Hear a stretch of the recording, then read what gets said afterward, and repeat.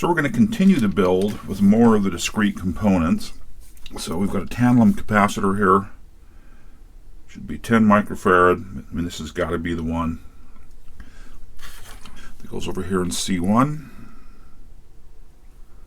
Let's see about how to mount that in a way that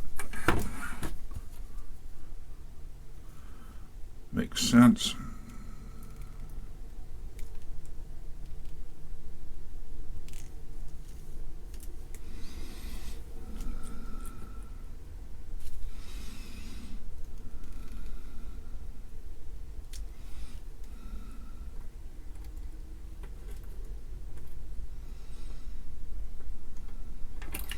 Actually, I should have just left the other lead straight.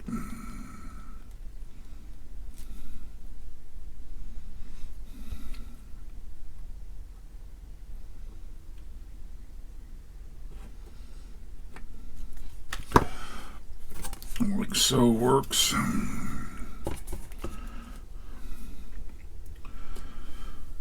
Move my coffee out of the way before I spill it and make a huge mess. And we will solder him up.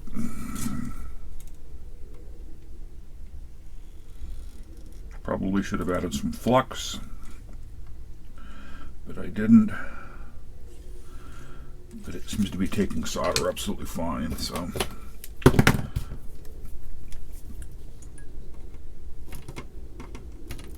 that's just a large bulk decoupling cap right on the power supply input.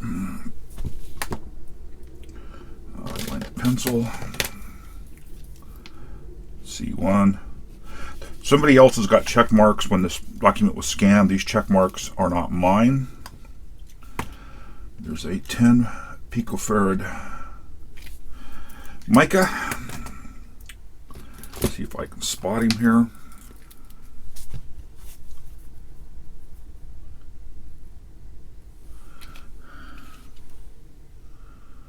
That's 620. I suspect this one's 620 as well. I'm guessing those are C4 and C5, which sit right there. This is a 100.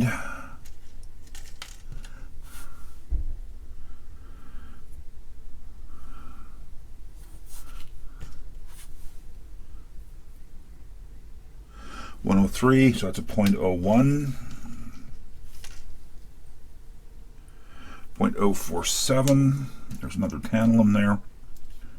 So it's got to be this guy right here. Just by reasoning, deduction here. So that goes at C21.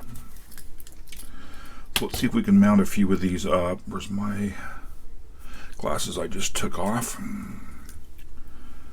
So we've got these two guys, which are up here.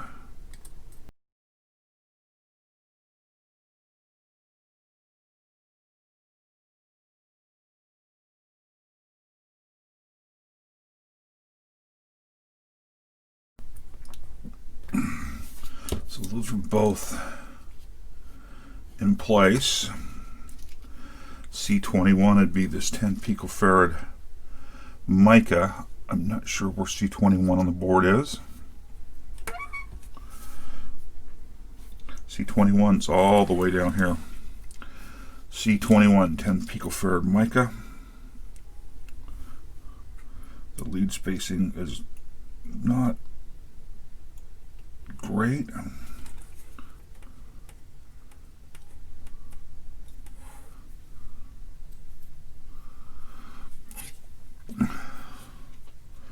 Let's solder these up.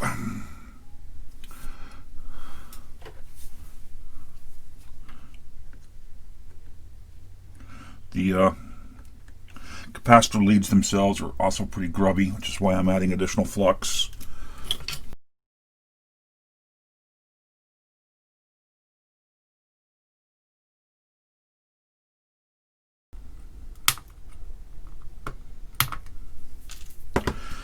So that got those in place. That's done. That's done. We've got a 0.047 ceramic, which is this guy. .01, which is this guy right here. I believe he was a 103. Yep. Is that right? 103?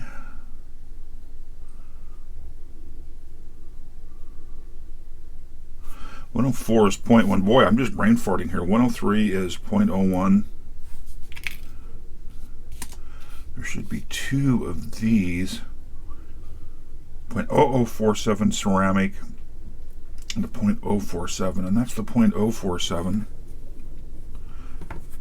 I'm not spotting the .0047. Have we got our first missing component?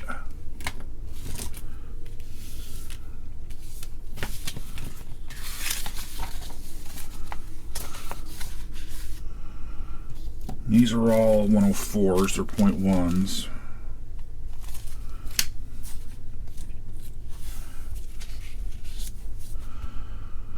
So that's the .47, and it goes at C23. Let's see if we can spot C23, C21, C27,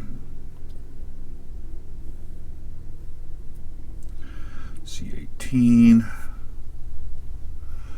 C16, C23, was that it? C23, .047, C23, .047.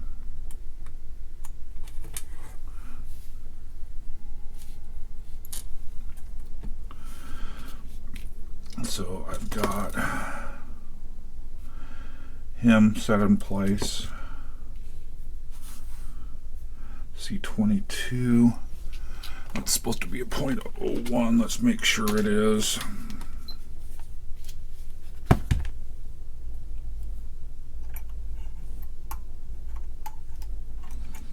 come on.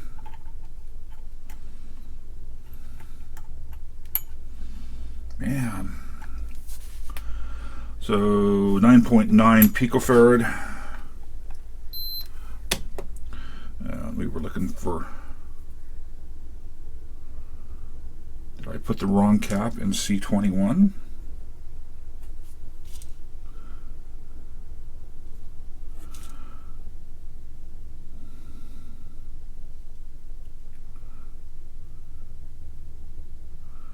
Now I'm confused. These were micas, the 620s. This was another mica, we believe at 10 picofarads. We've got the .047, .1 ceramic. That's labeled 103. I'm confused why it measured so small.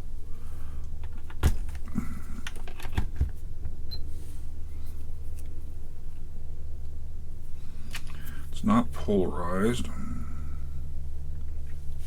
Oh, nanofarad. I read it as pico. So that's, yeah, .0.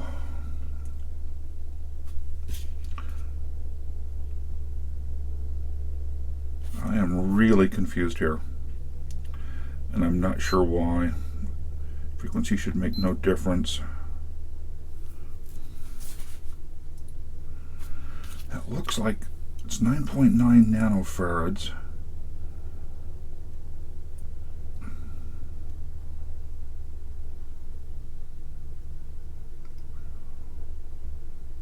It really is, that really is the .01. I'm just being stupid here, sorry. Happens. So that's the .01 at C22. He goes down here. If I can get the leads through the holes.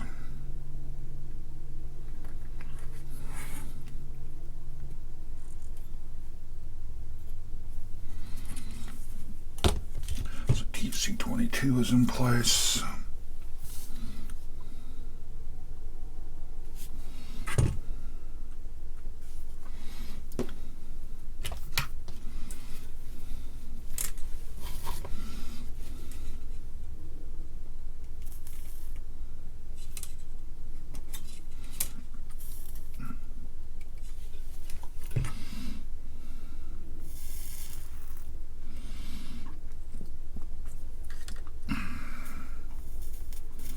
Sorry if part of this is off camera.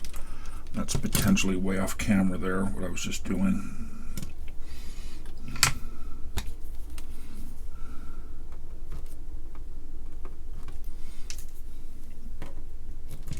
Oops. These flush cutters are beyond shot. Okay. So that got C23 taken care of. And C22 taken care of.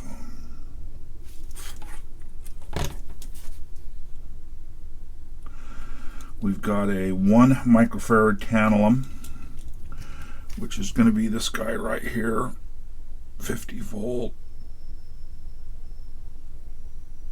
Yep. At C20. C20 is there. That's interesting. Let's make sure this is the right part. So we believe that's a 1 microfarad tantalum. I may actually substitute that part. See, that lead should be positive.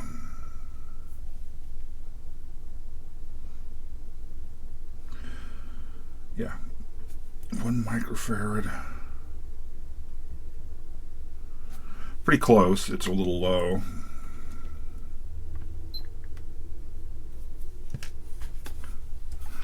I don't like the fact that the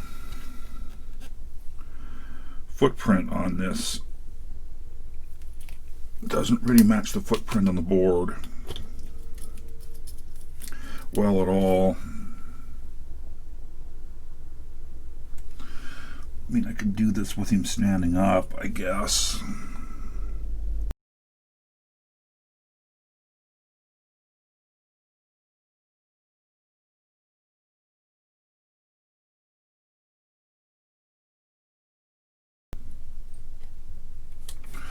Yeah, it'll be good enough. It's the original part. It's polarized. It's in the right position. The silk screen even shows the polarity.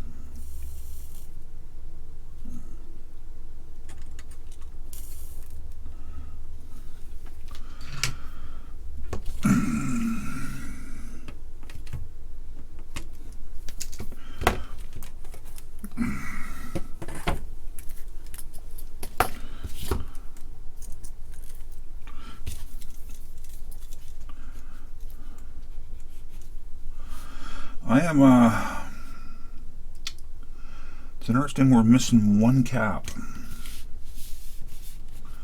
That makes me wonder if in my handling of the bags, if I've managed to lose it myself. That's possible. We've got these despiking caps left.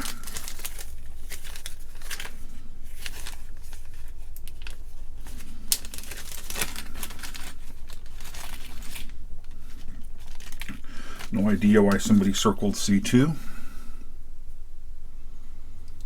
But these will be really the rest of the caps.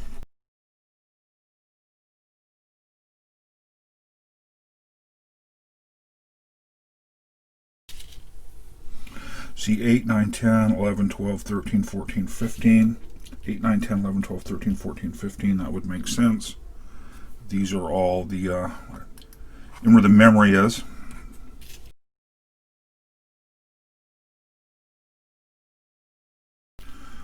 They are all getting put in with the device markings facing either the right side of the board or the bottom of the board, just so that they're consistent. Not that anybody besides me ever notices, but I am happier with them being consistent. C 8, 9, 10, 11, 12, 13, 14, and 15. With that, we're going to do some soldering.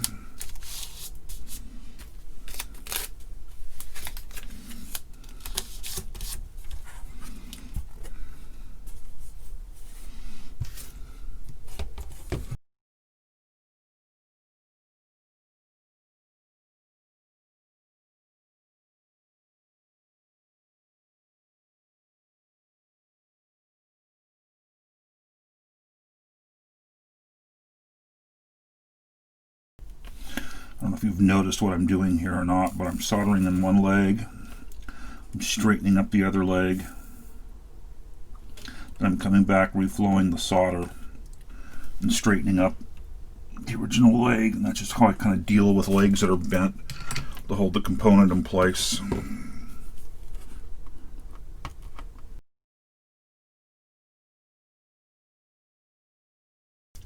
Something like this where the components are vintage,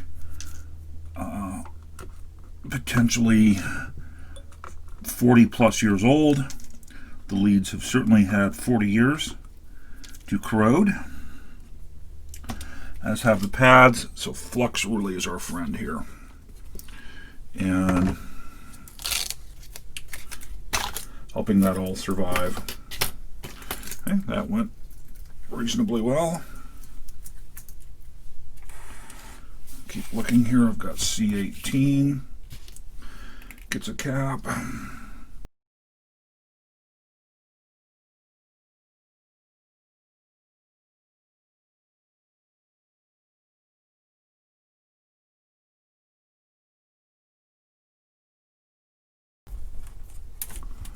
So they did a good job overall with the silk screen, making logical sense, but there is some wraparound that occurred, which is interesting. But they get C26 out of the way. C25 is way over here.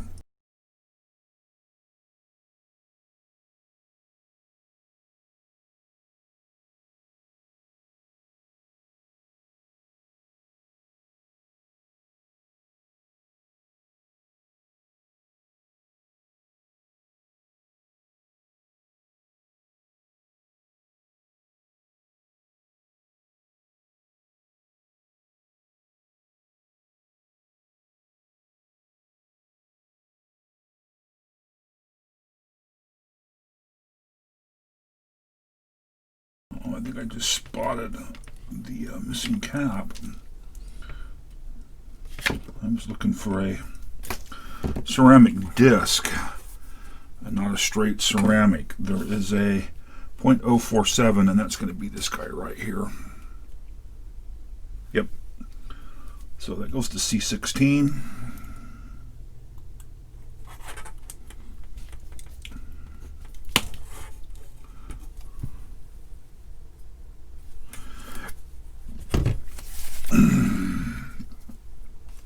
So I wasn't missing a cap. That makes me happy. So I was looking for a round circular disc for whatever reason.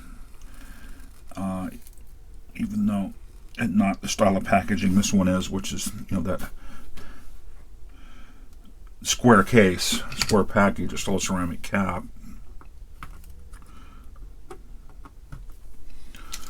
Okay. So C16 is now taken care of. We've got two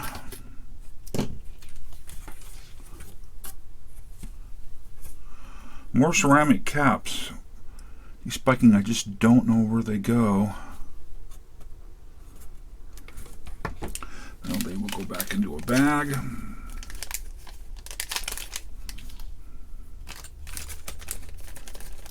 I'm not ready to install the LEDs yet. Install the LED at position 1. See if I can spot the flat.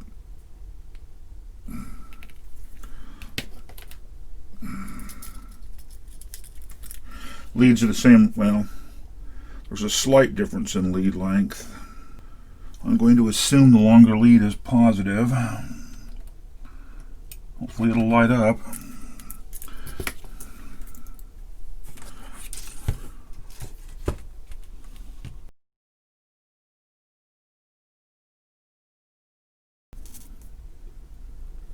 Apologies if I'm soldering off screen again.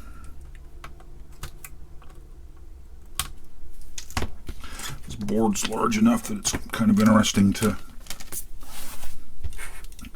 keep it in place. We've got 7 transistors that looking at these views, I'm assuming from the bottom, put emitter, yep, so these would go in the orientation as shown in the silk screen.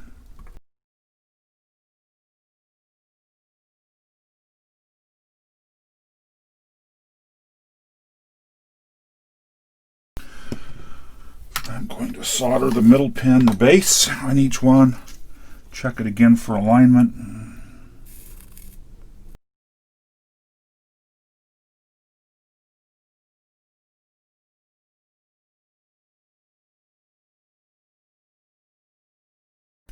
So I'm pretty sure these are for driving the segments in the 7-segment displays. There's 7 of them, they're up by the displays. I believe that the displays are software multiplexed.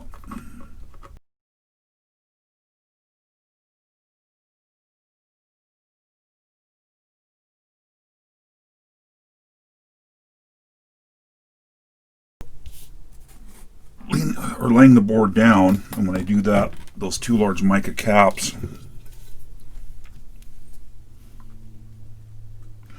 are taking the weight of the board, and that's what keeps bending them. And I of course keep bending them back straight, which I should probably do once when I'm done and not keep doing every time I look at them.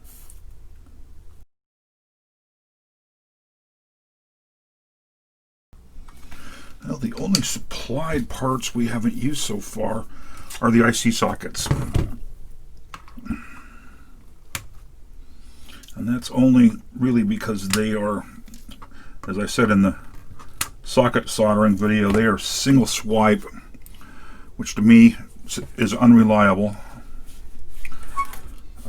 We've got the 7 and crystal at Y1.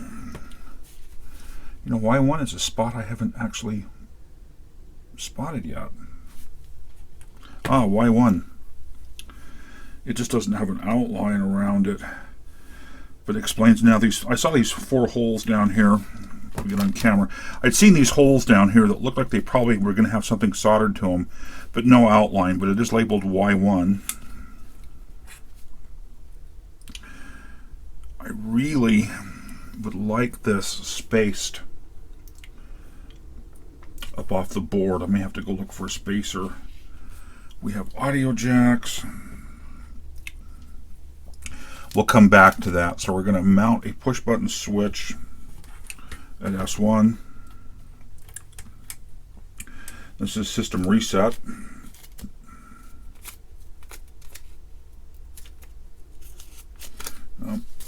Pieces of tape are gone.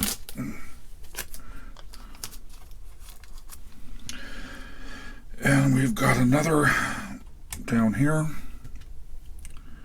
and another right here.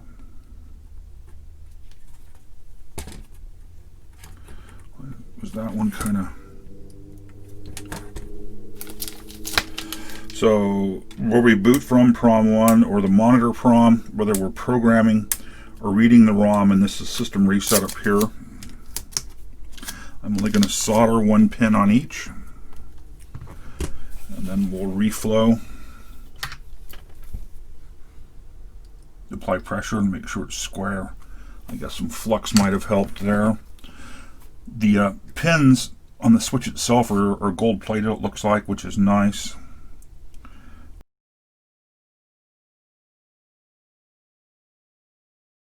The switch definitely moved around.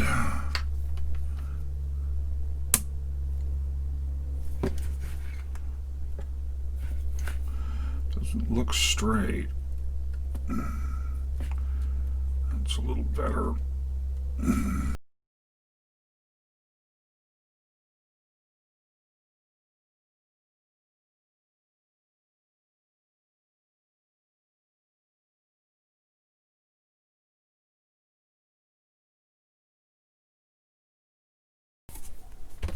So that gets switch 1, switch 2 and 3, I'm sure this little button right here is meant to be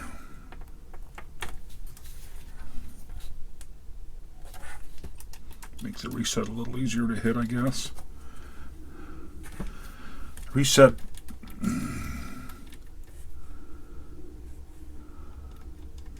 don't know if it should have been flipped around the other orientation and not poking off the back of the board.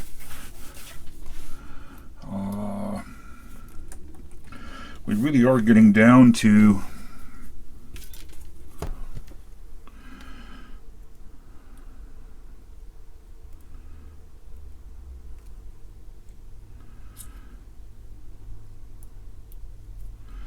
well, that was a lot of finagling just to get that little plastic insulator, but I'm happier with it up under the crystal.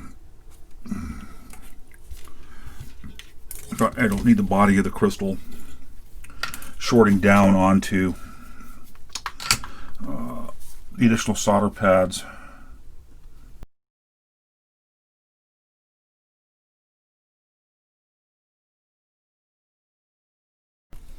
We really are getting down to the last few pieces here. Wish I knew where those other two, the spiking caps went. I'm now looking for empty footprints.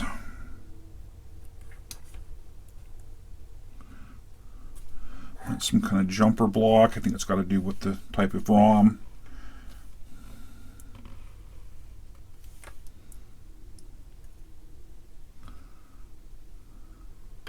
I'm really not seeing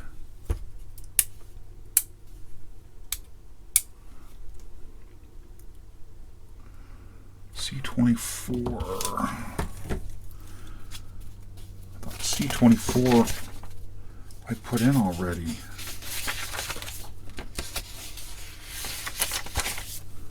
Nope, C24.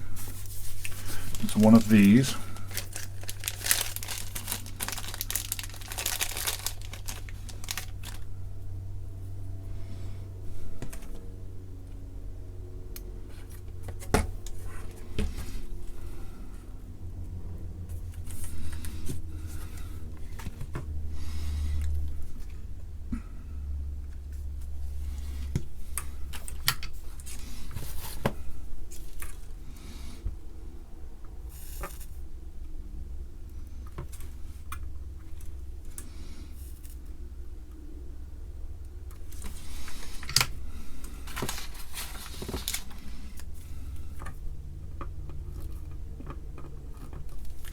C24.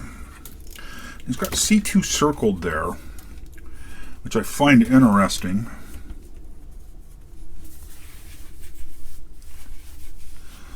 I have to go back and read further in the manual. Maybe there's something special about it,